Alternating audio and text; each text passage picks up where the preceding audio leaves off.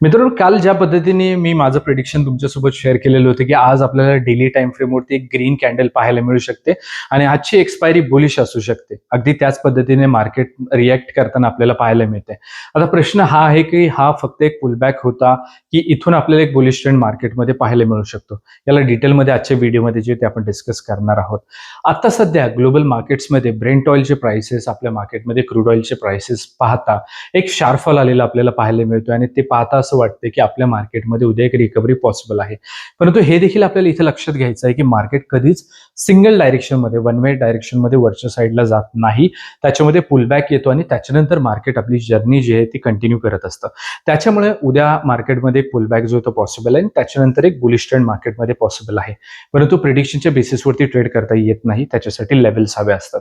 आपल्यासाठी जास्त महत्त्वाचे असणारे लेवल्स आणि त्या लेवल्सबद्दल आजच्या व्हिडिओमध्ये डिस्कस करणार आहोत. सोबतच उद्याच्या माझ्या नो ट्रेड झोनबद्दल, कारण की ऑप्शन सेलरचा एरिया असतो, इथे जाऊन मार्केट साईडवेज होऊन जातं किंवा खूप जास्त व्हॉलेटाईल आणि दोन्ही केसेसमध्ये आपले स्टॉप लॉसेस जाऊ शकतात. त्याच्यामुळे नो ट्रेड झोन्स जास्त महत्त्वाचे राहतील. त्याला देखील आजच्या व्हिडिओमध्ये आपण डिस्कस करणार आहोत.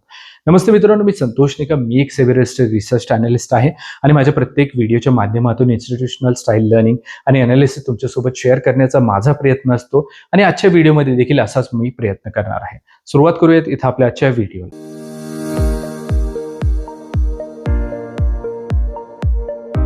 मित्रांनो, व्हिडिओला आपण सुरुवात करत असतो उद्याच्या माझ्या मार्केट प्रिडिक्शन सोबत किंवा लेवल सोबत.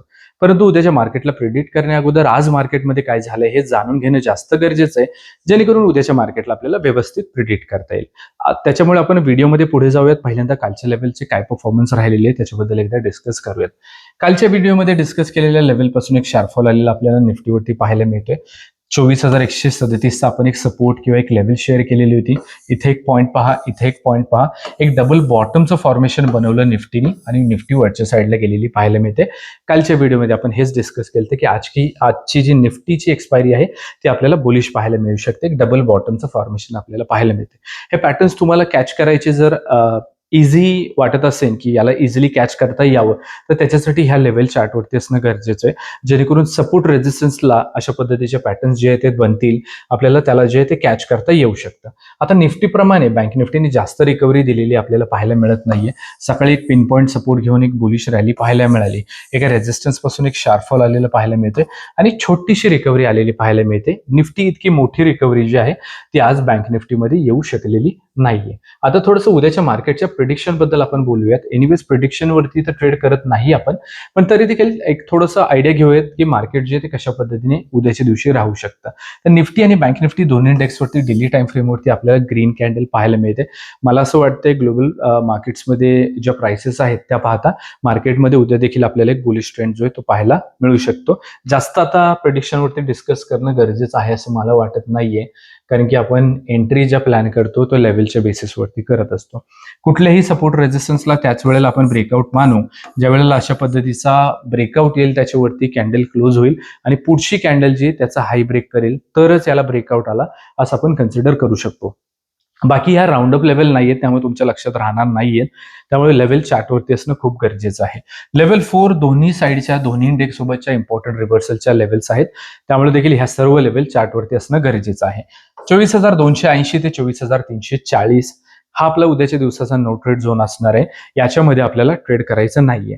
बाकी माझा व्ह्यू जरी उद्याच्या दिवशी बुलिश साईडचा असला तरी देखील बिअरिश साईडचे लेवल देखील तुमच्यासोबत शेअर करणार आहे, जेणेकरून इन केस आपल्या प्रिडिक्शन प्रमाणे मार्केट नाही गेलं, अपोजिट डायरेक्शनला जरी गेलं तरी आपण जे आहे ते त्या लेवल्स प्रमाणे जे ते आपली पुढची जी काही ऍक्शन आहे त्याला प्लॅन करू शकतो.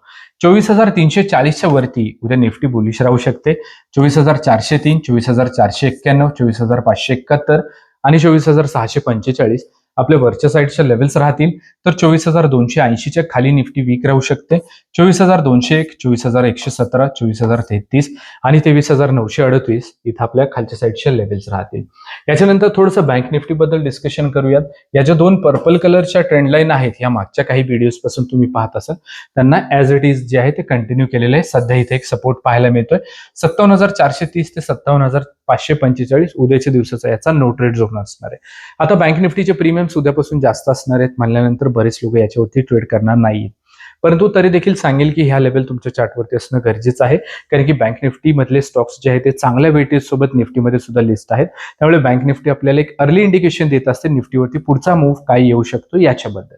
57,545च्या वरती उद्या बँक निफ्टी बुलिश राहू शकते. 57,656, 57,791, 57,917 आणि 58,053 आपल्या इथं वरच्या साईडच्या लेवल्स राहतील. तर 57,430च्या खाली बँक निफ्टी वीक राहू शकते. 57,322, 57,215, 57,096 आणि 56,961 आपल्या इथं खालच्या साईडच्या लेवल्स राहतील.